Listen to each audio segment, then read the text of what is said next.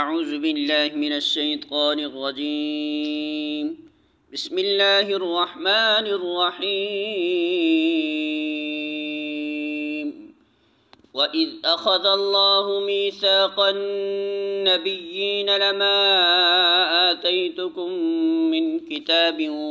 وَحِكْمَةٍ ثُمَّ جَاءَكُمْ رَسُولٌ مُّصَدِّقٌ لِّمَا مَعَكُمْ لَتُؤْمِنُنَّ بِهِ وَلَتَنصُرُنَّهُ قَالَ أَأَقْرَرْتُمْ مَا أَخَذْتُمْ عَلَى ذَلِكُمْ إِصْرِي قَالُوا أَقْرَرْنَا قَالَ فَاشْهَدُوا وَأَنَا مَعَكُمْ مِنَ الشَّاهِدِينَ۔ سورہ آل عمران آیت نمبر 81۔ ترجمہ: یاد کرو اللہ نے پیغمبروں سے عہد لیا تھا کہ آج میں نے تمہیں کتابوں اور حکمت و دانش سے نوازا ہے۔ کل اگر کوئی دوسرا رسول تمہارے پاس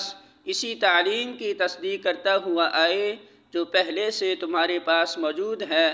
تو تم کو اس پر ایمان لانا ہوگا اور اس کی مدد کرنی ہوگی۔ یہ ارشاد فرما کر اللہ نے پوچھا،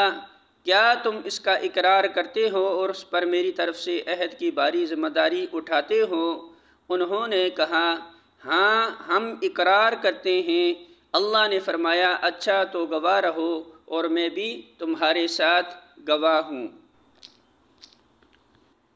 سورہ آل عمران حاشیہ نمبر 69۔ مطلب یہ ہے کہ ہر پیغمبر سے اس امر کا عہد لیا جاتا رہا ہے،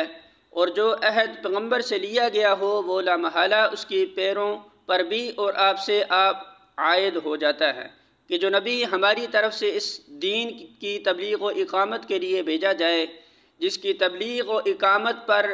تم مامور ہوئے ہو، اس کا تمہیں ساتھ دینا ہوگا۔ اس کے ساتھ تعصب نہ برتنا، اپنے آپ کو دین کا اجارہ دار نہ سمجھنا،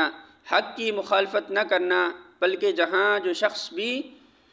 ہماری طرف سے حق کا پرچم بلند کرنے کے لیے اٹھایا جائے اس جھنڈے تلے جمع ہو جانا۔ یہاں اتنی بات اور سمجھ لینی چاہیے کہ محمد صلی اللہ علیہ وسلم سے پہلے ہر نبی سے یہی عہد لیا جاتا رہا ہے، اور اسی بنا پر ہر نبی نے اپنی امت کو بعد کے آنے والے نبی کی خبر دی ہے اور اس کا ساتھ دینے کی ہدایت کی ہے، لیکن نہ قرآن میں نہ حدیث میں کہیں بھی اس امر کا پتہ نہیں چلتا کہ حضرت محمد صلی اللہ علیہ وسلم سے ایسا عہد لیا گیا ہو یا آپ نے اپنی امت کو کسی بعد کے آنے والے نبی کی خبر دے کر اس پر ایمان لانے کی ہدایت فرمائی ہو۔